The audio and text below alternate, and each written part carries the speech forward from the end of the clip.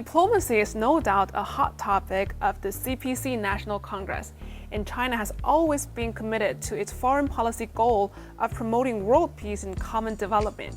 A press conference has just been held on diplomacy with Chinese characteristics. So I would like to talk about this in this episode, and I invited Jim Nobles, who is a former elected official from the Washington State in the United States. Hi Jim, how are you doing today? Good to see you. Very good. Thank you. Thank you so much, Abby, for inviting me on today. Well, thank you for taking this. I know you've been following the CPC National Congress. So tell me, what's your takeaway from the report? One of the things I've been primarily following has been the diplomatic reports that have been coming out regarding China's direction they're taking within world diplomacy. And that's what's garnered most of my attention. From your perspective, what role does China play on the global stage now? It's the second largest economy in the world. China is a major player.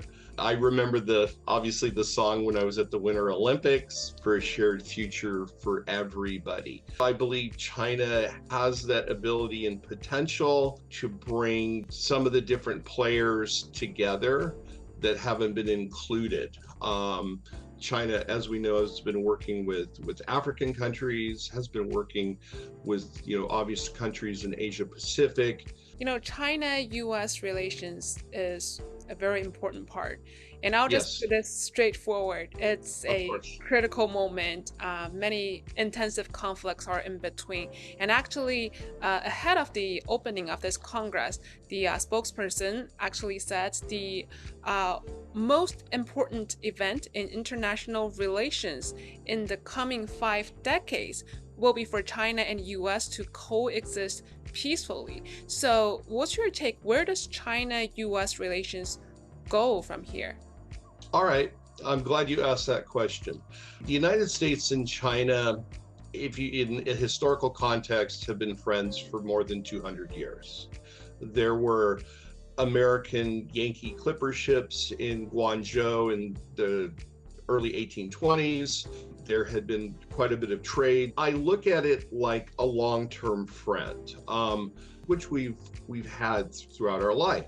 Sometimes you and your friends may have a disagreement. There might be a spat. This is normal. Any relationship, it's not always going to be perfect all the time.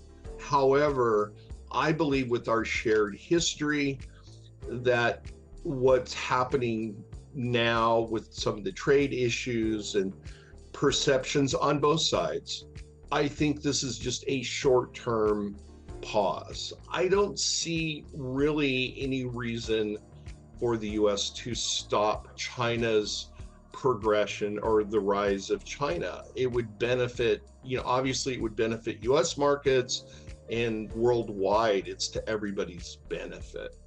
Honestly, I think within 5 years, most of disagreements we currently have, I think, will be in the past. I think the important part between both countries is communication. I believe in my heart of hearts that the Sino-U.S. relations will improve.